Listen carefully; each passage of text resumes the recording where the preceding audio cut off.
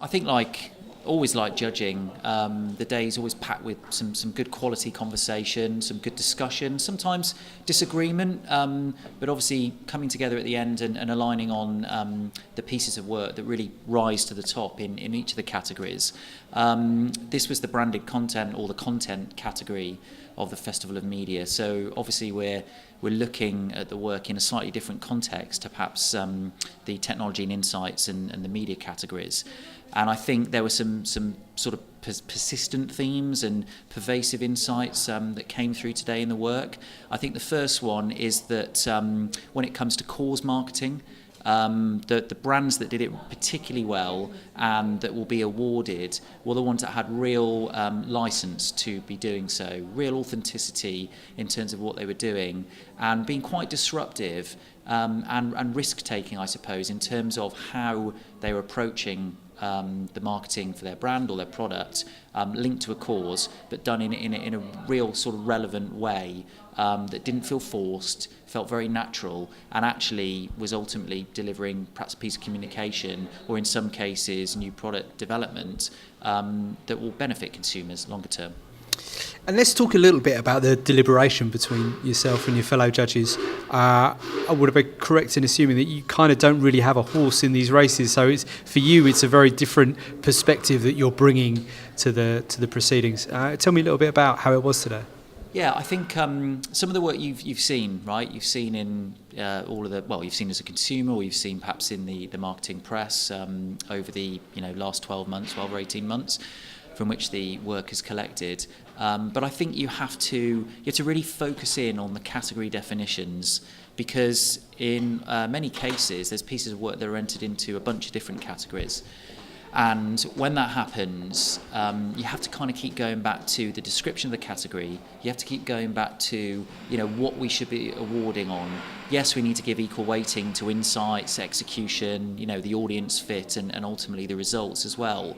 But what we found in many cases was the work that won in one category didn't necessarily mean it would win in another, because it had to fit a different criteria. I'll give you a good example. One of the categories we have in branded content is best use of streaming. This is obviously quite a nascent category, because streaming through social media platforms is obviously relatively new.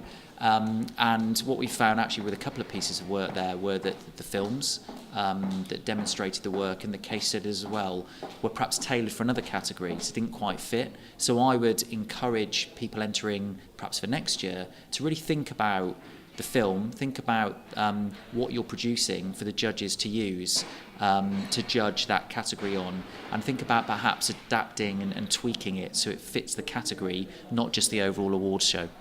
Yeah, it's interesting insight. Is there any other advice that you would offer to anyone entering these awards?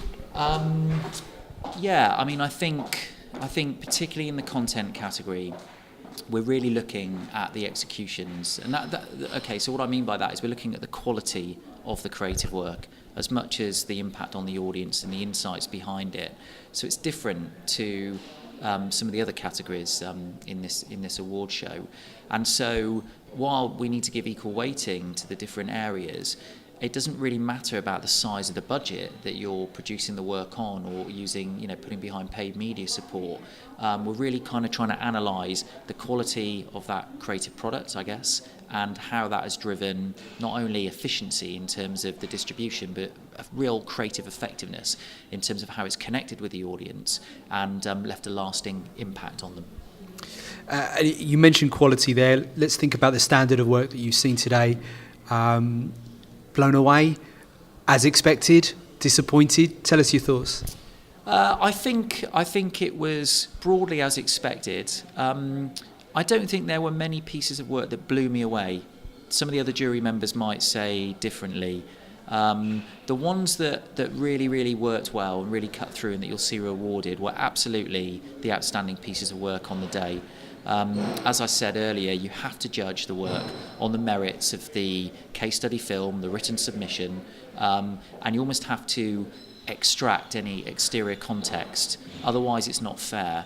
But it's obviously quite hard to do that sometimes when you've seen a lot of the work out there in the wild. So I would say it was a good year, not an exceptional year. Okay, interesting.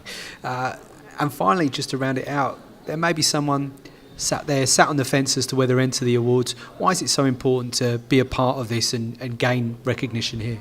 Well, listen, Festival of Media Global, where we are right now, you know, it's recognition not only from your peers, but if you're an agency person like myself, it's recognition from brand leaders, and obviously if you work in the brand world, it's recognition from the agency partners that you tend to work with.